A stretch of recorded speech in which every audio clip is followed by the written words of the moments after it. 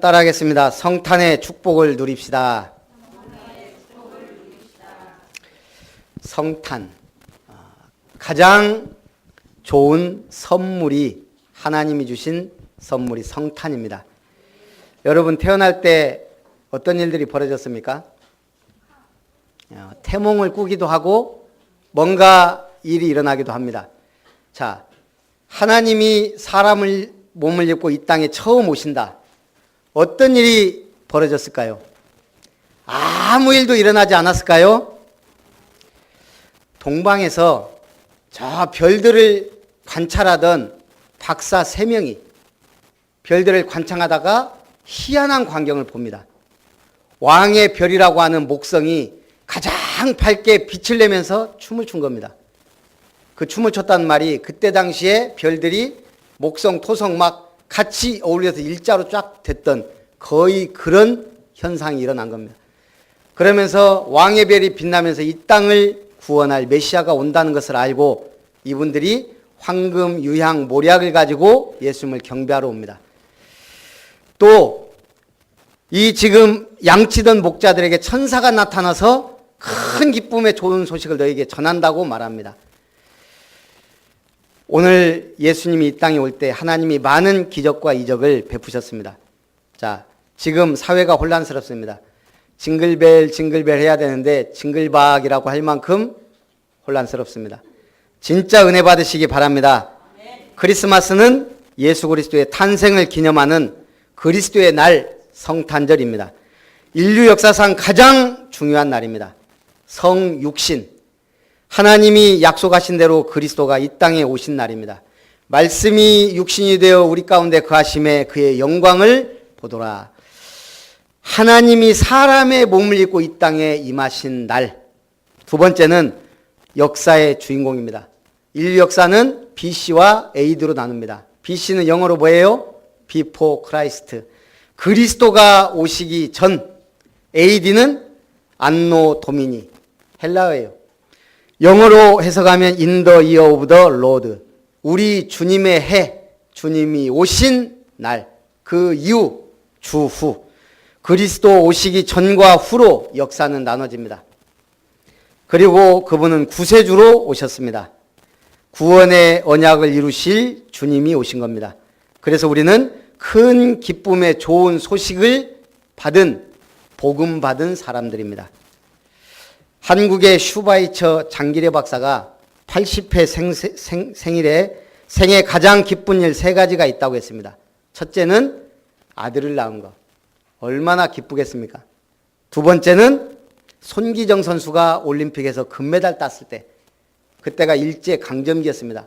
아무 희망도 없을 때 대한민국의 선수가 비록 일장기를 달았지만 금메달을 딴 겁니다. 올림픽에서. 큰 기쁨을, 희망을 선물한 겁니다. 3등이 누구였죠? 3등. 순천 살면서 송기정 금메달 뗄 때 3등 누군지 몰라요? 정말 몰라요? 예, 남승용. 그래서 순천의 선수 남승용이 3위를 했어요. 비록 금메달에 가려졌지만 그래서 지금 해마다 남승용 마라톤 대회를 하는 겁니다. 그리고 세 번째 기쁨은 예수가 그리스도로 이 땅에 오셔서 내가 구원받았구나. 장기래 박사가 한 말입니다. 이 세 번째 기쁨이 너무 커서 첫째와 둘째가 하찮게 여겨질 만큼 그런 큰 기쁨을 얻었다. 여러분 예수님이 주인 되어서 가장 큰 기쁨을 회복하기를 바랍니다. 뭐 때문에 기쁩니까? 뭐 때문에 화가 납니까? 뭐 때문에 웁니까? 오늘 우리는 큰 기쁨의 소식을 알게 됐습니다. 서울 전철역에서 엄마하고 아들하고 딸하고 쫙 가다가 이 아들이 어린아이가 비상전화를 가지고 막 장난을 하는 거예요. 막 쓸데없이 막 누르고. 이 엄마가 한 거예요. 너 늑대소년 알아 몰라? 알아 몰라? 그러니까 이 아가 멍 하고 있는 거예요. 딸이 옆에서 엄마 늑대소년이 아니고 양치기 소년이야. 늑대소년은 송중기고. 그러니까 이 엄마가 뻥 찍어요. 옆에 가던 사람들 다 양치기 소년이 뭐예요? 우리 초등학교 아마 교과서에 나왔을 거예요. 양치던 소년이 양치다 보니까 심심한 거예요. 그래가지고 마을 사람들한테 막 소리친 거예요. 늑대다! 늑대가 나타났다! 사람들이 막 곡괭이 호미 들고 일하다가 막 헐레벌떡 온 겁니다. 거짓말이거든요. 거짓말 하지 마라 하고 또 간 거예요. 또 얘가 또 심심한 거예요. 늑대가 나타났다! 사람들이 또 막 호미고 나시고 막 들고 왔어요. 또 거짓말이에요. 세 번째, 진짜 늑대가 나타났어요. 늑대다! 마을 사람들이 와요. 뻥이다! 하고 안 오는 거예요. 오늘 여러분들은 거짓말, 사단의 속임수, 유혹에 빠지지 말고 그리스도가 이 땅에 오셨다는 진리의 복음의 말씀 믿고 승리하시길 바랍니다. 그래서 첫 번째, 임마누엘의 축복을 누려라. 예수님이 이 땅에 오셨다. 나하고 뭔 상관입니까? 임마누엘. 하나님이 우리와 함께 계시다. 사람은 하나님의 형상대로 지음받은 영적인 존재입니다. 하나님과 소통하고 하나님과 교제하고 하나님과 함께할 때 가장 행복한 존재입니다. 그런데 우리 인류의 조상 아담이 불신앙함으로 하나님을 떠나버렸습니다. 에덴 동산에서 쫓겨났습니다. 영적으로 죽었습니다. 마귀 유혹받아 하나님을 떠났기 때문에 마귀의 영원한 종이 되었습니다. 영원한 원죄 가운데 빠진 겁니다. 우리 인간의 힘으로 구원받을 수 없고 구원할 수도 없는 죄인이 된 겁니다. 그때 하나님은 구원의 언약을 주셨습니다. 창세기 3장 15절 여자의 후손이 와서 뱀의 머리를 상하게 할 것이다. 구원의 방주를 만들어라. 너는 희생 제사를 드리러 가라. 보라 처녀가 잉태하여 아들을 낳을 것이요 그 이름이 임마누엘이다. 우리를 구원하기 위하여 하나님이 성령으로 잉태하여 이 땅에 오실 것을 약속한 겁니다. 그리고 하나님의 아들 예수께서 그리스도로 오셨습니다. 아들을 낳으리니 이름을 예수라 하라. 이는 그가 자기 백성을 그들의 죄에서 구원할 자이심이라 함이라. 오늘 우리는 뭐 해야 됩니까? 고백하기만 하면 됩니다. 주는 그리스도시요 살아계신 하나님의 아들이십니다. 여러분, 사람이 왜 외롭고 고독하죠? 가장 죄가 무관심입니다. 세계에서 성경을 가장 안 믿는 도시를 선정을 했어요. 미국에서. 어느 도시일까요? 세계에서 가장 성경을 인정하지 않는 도시. 어디일 것 같아요? 북한은 뺀 것 같아요. 잘 모르겠는데. 가장 잘 사는 동네. 세계에서 가장 부유한 동네 어디죠? 잘 모르시는군요. 뉴욕 맨하탄. 요즘에 그 책이 계속 소개되고 있습니다. 파크 애비뉴의 영장류. 자, 세계에서 제일 잘 사는 사람들이 모여 사는 뉴욕의 맨하탄. 그 중에서도 가장 번화한 도시에 이 저자가 거기를 들어가려고 길을 쓰고 들어간 거예요. 들어가 보니까 완전 신세계예요. 우리로 따지면 강남 아줌마들 사는 동네예요. 거기에서 에르메스 백을 들고 다니지 않는다? 사람 취급을 못 받아요. 피부 관리를 하고 자기 미용에만 연 1억 원씩 써요. 우리가 사는 세계하고 완전 다른 세계예요. 자, 그 사람들이 참 행복하겠죠. 거기서 인기를 얻고 유지하기 위해서 44 사이즈 옷을 입어야 됩니다. 여자들이요, 굶기를 밥 먹듯 합니다. 너무 경쟁이 치열하고 거기서 떨어지면 안 된다는 강박관념 때문에 가장 술을 많이 소비하는 도시이기도 합니다. 오늘 우리는 이 사람들은 소유 강박증에 쌓였어요. 없으면 죽는다. 오늘 여러분 없어도 행복하죠? 그게 예수 믿는 사람 특징입니다. 없어도 행복하고 있어도 행복하고. 그게 복음이라니까요. 큰 기쁨의 좋은 소식.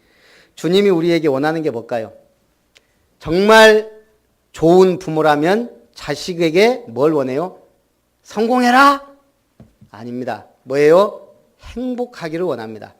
오늘 주님은 이 행복을 우리에게 주기 위하여 이 땅에 오신 줄 믿습니다. 그래서 두 번째, 알 거를 알아야 돼요. 그리스도의 복음을 누려라. 선지자적 축복입니다. 선지자는 구약의 하나님의 말씀을 태어난 예언자입니다. 그 예언대로 예수님이 오신 겁니다. 내가 곧 길이요 진리요 생명이니 나로 말미암지 않고는 아버지께로 올 자가 없느니라. 구원의 유일한 길이신 참 선지자로 오셨습니다. 구원의 길을 완전히 열어버린 겁니다. 제사장적 축복입니다. 제사장은 이스라엘 백성의 죄를 속하기 위하여 희생양의 제물을 잡고 백성의 죄를 속하기 위하여 하나님의 제단에 피 뿌린 자가 제사장입니다. 오늘 예수님은 십자가에 피 흘려 죽으심으로 우리의 모든 죄를 깨끗하게 완전히 끝내버렸습니다. 단번에 영원히 내가 다 이루었다. 그리스도 예수 안에 있는 자는 결코 정죄함이 없나니 예수 안에 있는 생명의 성령의 법이 죄와 사망의 법에서 너를 해방했음이라. 앞으로 저 뉴욕의 맨하탄이 어떻게 될까? 유럽에서 제일 성경 안 믿는 도시 베를린이라네요. 지금 우리나라가 어느 정도까지 타락했냐? 안 믿는 사람 비율이 드디어 2015년 50%를 넘었습니다. 우리 대한민국에 1200만 성도를 자랑하던 기독교가 어떻게 됐는지 종교가 없는 사람이 51점 몇 프로예요. 그러면 어떻게 되죠? 그 다음에 타락 문화가 굉장히 세상 문화가 완전히 세상을 덮습니다. 그 다음에는 우리 자녀들이 망해버려요. 그게 성경의 역사입니다. 우리는 왕적 축복을 누려야 됩니다. 왕의 사명은 백성을 보호하고 다스린 자입니다. 예수님만이 대적 마귀의 머리를 깨뜨리고 백성을 인도하는 선한 목자이자 참 왕이십니다. 요한일서 3장 8절 죄를 짓는 자는 마귀에 속하나니 마귀는 처음부터 범죄합니다. 하나님의 아들이 나타나신 것은 마귀의 일을 멸하려 하십니다. 예수만이 그리스도라는 언약의 말씀을 믿는 것이 참 믿음입니다. 우리 4년 전 대통령 선거 당시 박근혜 대통령 득표율이 51.6%입니다. 요즘 우리 직장인들 막 술 먹으면서 하는 질문이 그거라네요. 너 51%냐? 이게 뭔 말이에요? 네 박근혜 찍었냐? 왜 찍었냐? 지금 그래서 우리가 이렇게 됐다. 그런 조소 섞인 얘기예요. 그거보다 요즘 더 심한 말이 뭔지 아세요? 너 지금도 4%냐? 박근혜를 지지하는 4%. 아직도 그러고 있냐? 지금 우리 촛불 집회하면서 자유민주주의를 수호하자, 헌법대로 하자 막 지금 하고 있는데 맞불 집회를 하고 있어요. 제가 볼 때요, 보통 제정신은 아닌 것 같아요. 아마 일당 받고 거기에 참여하지 않나 싶어요. 오늘 우리가요, 기준이 잘못되면 모든 게 다 그렇게 됩니다. 하나님의 말씀이 기준이 안 되면 세상 기준이 없습니다. 우리는 새롭게 떠오르는 슈퍼스타에 열광합니다. 박근혜 때가 그랬고 지금도 그렇습니다. 박정희처럼 국가를 위해 뭔가 해주기를 바랬을 겁니다. 누군가를 영웅시하는 건 뭐예요? 힘들고 어려우니까 나 대신 그걸 보고 싶은 겁니다. 그러나 오늘 우리는 누군가를 영웅시하기 전에 진짜 슈퍼스타는 누구예요? 예수 그리스도입니다. 오직 예수입니다. 나의 꿈을 이루실 분, 나의 비전을 이루실 분이 아닙니다. 하나님의 언약대로 이루시고 성취해 갑니다. 요즘 유튜브나 이런 걸 보면 대한민국의 미래를 예언한 분들이 굉장히 많습니다. 저기 어디 점술가, 대부분 예언하는 사역을 가진 목사님들 이런 분들이 많이 예언하는데요. 특징이 두 개입니다. 거의 공통적으로 우리 대한민국을 뭐예요? 예언하는 분 두 개. 첫째는 뭘까요? 통일입니다. 거의 80% 90% 대한민국은 통일된다는 거예요. 두 번째는 세계적인 영향을 미치는 국가가 된다는 거예요. 왜 그럴까요? 복음이 있기 때문에. 우리는 선교하는 국가이기 때문에 하나님이 그렇게 만들어 가십니다. 자, 그렇다면 결론입니다. 큰 기쁨의 좋은 소식을 어떻게 누리고 전할 것이냐. 예수님은 선지자, 제사장, 왕의 직분을 완성하셨고 구원의 길을 여셨습니다. 이제 우리는 제사장적 축복을 누려야 됩니다. 크리스마스 하면은 세 가지 색깔이 떠오릅니다. 빨강, 하양, 초록. 자, 빨강은 뭐예요?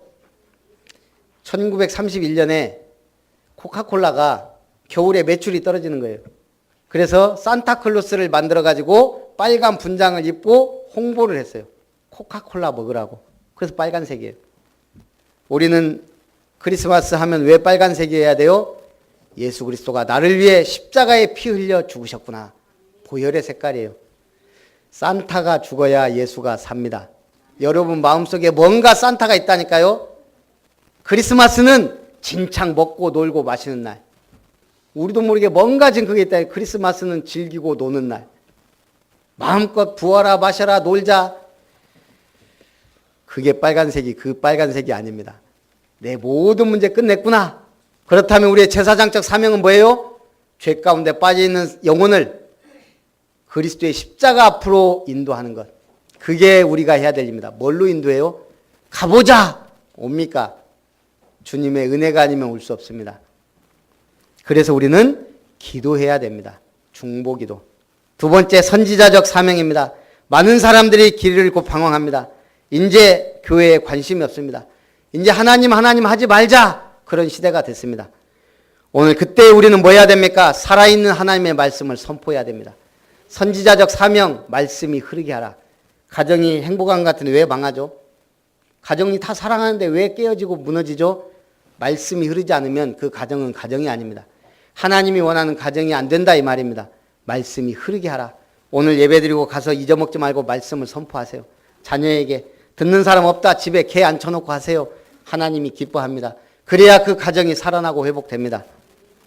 세 번째, 왕적 사명. 영적 문제로 시달리고 고통받는 사람 너무 많습니다. 뭐가 보이고 뭐가 들리고 교회 다니는데도 보이고 들리는 사람들이 많습니다. 악한 영에게 시달립니다. 영적 싸움을 싸워야 됩니다. 자, 그리고 마지막으로 응답받는 방법입니다. 지금까지 인류의 역사는, 위대한 역사는 누가 만들어 왔냐? 질문하는 사람이. 역사를 바꿨어요. 왜 사과는 위에서 아래로 떨어지는가? 우리는 사과 떨어지면 주워 먹을 거 생각하고, 사과 걸렸으면 야 어떻게 하면 저걸 따먹지 생각하는데, 그 누군가가 사과는 왜 위에서 아래로 떨어지는가? 거기서 나온 게 뭐예요? 만유인력의 법칙. 빛의 정체는 무엇인가?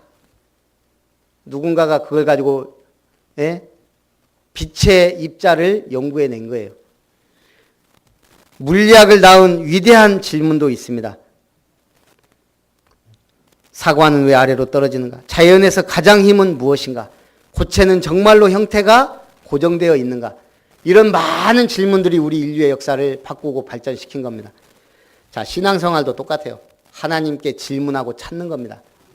원래 가장 단순한 기도가 뭐예요? 제가요 정말 힘들 때, 기도해도 응답이 안 올 때, 청년 때 방황 많이 했거든요. 정말 방황하다가 질문했습니까? 하나님 살아 계십니까? 분명히 제가 성경을 보면 하나님 살아 계신데 하나님 안 계시네요. 교회에도 안 계셔요. 목사님 봐도 그냥 말씀은 전하는데 전혀 안 믿어져요. 장로님 보니까, 장로님들 보고 교회 일꾼들 보니까 솔직히 안 믿는 것 같아요. 그러니까 제가 청년 때 방황을 많이 했어요.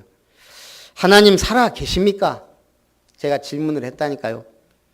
그런데 어느 날 예수가 그리스도라는 사실을 알게 됐고, 그때부터 저는 그 질문은 끝났습니다.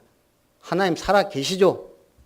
예수님이 이 땅에 오셔서 부활하셨고 승천하셨고, 내가 그 예수님을 내 마음의 구주로 모신 순간 저는 영원한 하나님의 자녀가 됐습니다.